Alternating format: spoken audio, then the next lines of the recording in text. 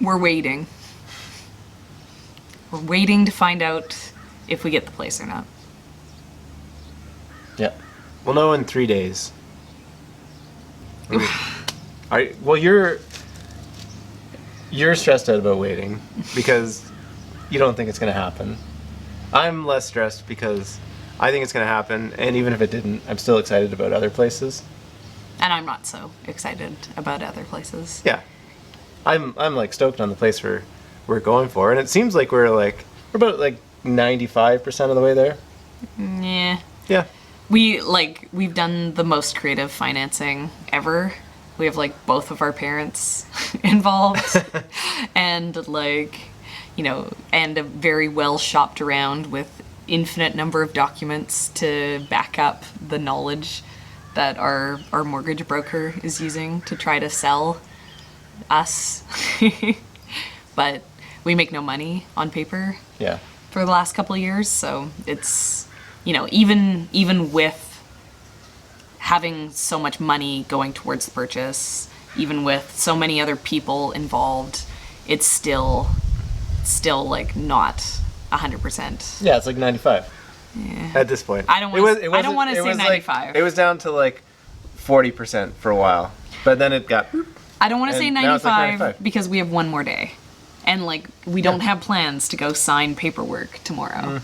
I think you stress too much. We have one day, Yeah, and it's all got to get figured out in, business hours We have tomorrow. professionals who all have a professional relationship with each other and have, gone through the process many times before, realtors and mortgage brokers that work together and, assessment people who, work with mortgage brokers all the time. It's like, all of these people, this is their job, and they know what they're doing, and they do this all the time. And, it's probably so busy that everybody only, slips in right at the last second. But, that'll be us, and that's what's going to happen. And 95%. We'll find out tomorrow. Yeah.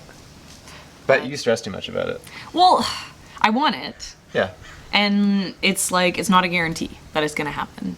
And so we're sitting here in limbo, and we don't know what to do. I don't want to pack the house up because I don't know if we get it. So at this point in time, we're not losing any time by packing stuff up because we're selling the house anyways. Yeah, but that's also something to that makes me uncomfortable. The idea of selling the house and we don't even know where we're gonna go. Anything. We're gonna go on a road trip until I go to work, and then you can just be a gypsy with the kids. Yeah, that's not ideal.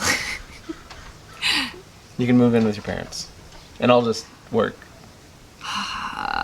Living in a bedroom in my parents are very, very indulgent, but I don't know if they're that indulgent to host me and the children. Well, then we'll buy an RV, and we'll follow the summer weather. Right? There's nothing wrong with that. You go down into Moab, Utah, and hang out. Blow all our house money before we even buy a new house. Just live cheap. Okay, we go down to Mexico then. We can live cheaper in Mexico. And just wait it out. Put in online bids. That's why virtual tours. That right there is why I really, really hope that everything comes together. It's got my 95% tomorrow. guarantee, right? Which is only 5% leave unhappy. Okay, so my worst case scenario is we don't get it, but maybe we can negotiate extra days to figure out the financing. Because my stress is more about the fact that it has to get done tomorrow.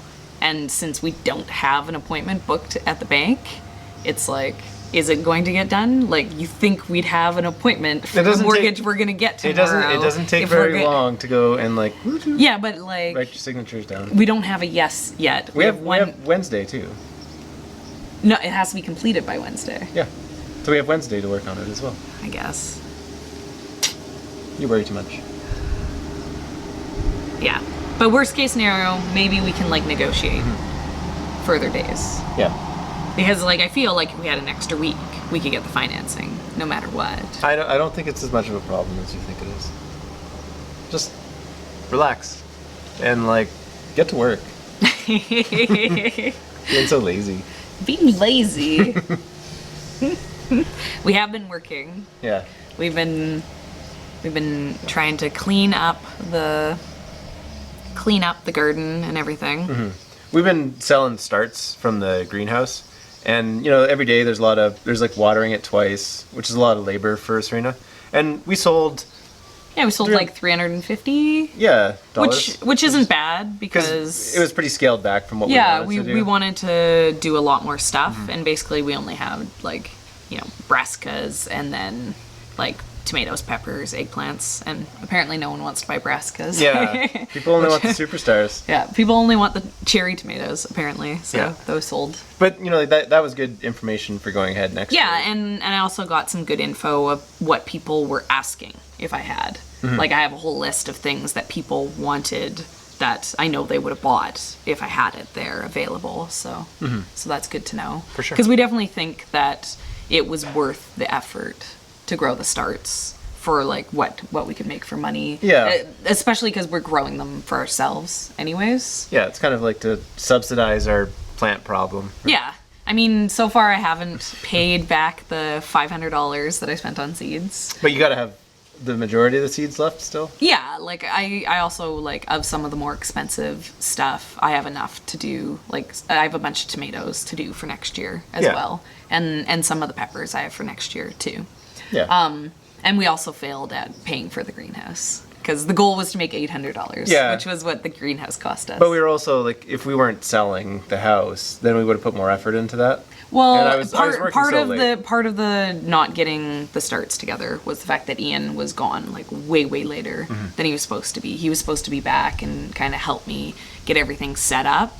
And the amount of work I was already doing on the starts, like I couldn't do any more with the kids without Ian. Going back to why we were talking about the starts, so I was like tilling beds because we're gonna put all the starts in the soil, in the pots and stuff, just so we don't have to water it as much, and so when we do water it, so it's like a little easier. What he's saying is there's some stuff that we want to bring with us if we get this place, and the plant, because we get to move in on July 1st, so that's like not too long, and it's early enough in the season that we could still have somewhat of a garden. Yeah.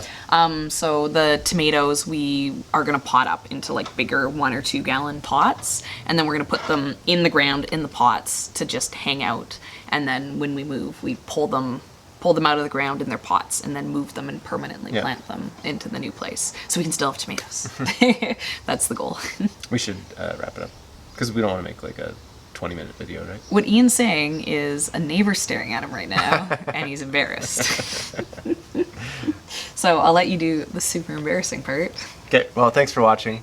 Cross your fingers for us and hit subscribe. Hit the bell button if you actually want to see our videos pop up. Yeah, if you want to know if we get the place, because we'll definitely be making a video to let you know. Yeah, and if it is the place, then like it's super gorgeous. Yeah. Like upcoming tour. Yeah. So, see you next time.